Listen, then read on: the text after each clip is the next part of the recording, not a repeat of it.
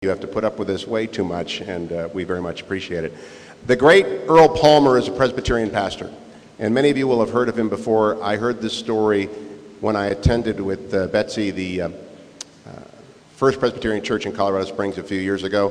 When Earl Palmer was a Presbyterian seminary student at Princeton, he would drive back and forth across the country with 3 of his friends twice a year, and they would do it in shifts around the clock so they could make it from San Francisco to Princeton in less than 2 days.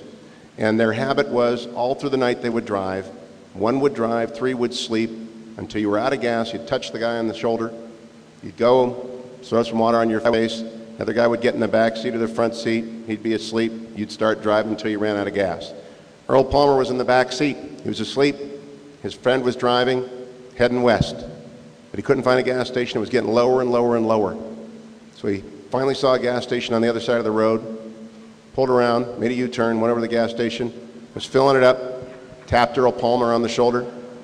Earl went into the bathroom, threw some water on his face, came back in, jumped in the front seat, started driving. After a while, he saw a Greyhound bus coming towards him.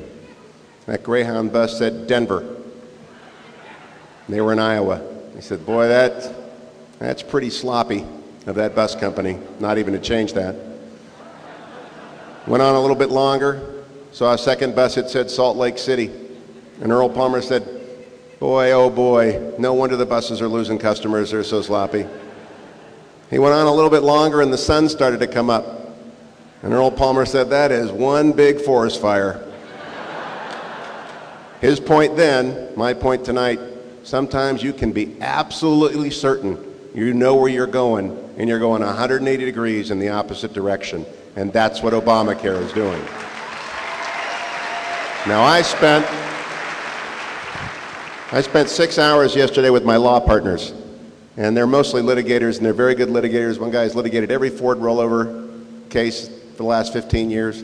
Another fellow represents the major amusement parks on catastrophic injury. They're trial lawyers, they talk a lot. He said, always use an illustration when you can. Here's my illustration. Will every doctor in the audience please stand up? How many doctors do we have here tonight? First of all, thank you for all your service. You can see, no, stay standing. Now, would those of you who support Obamacare please remain standing?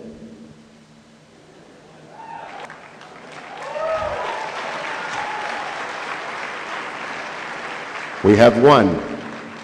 My opening statement is concluded.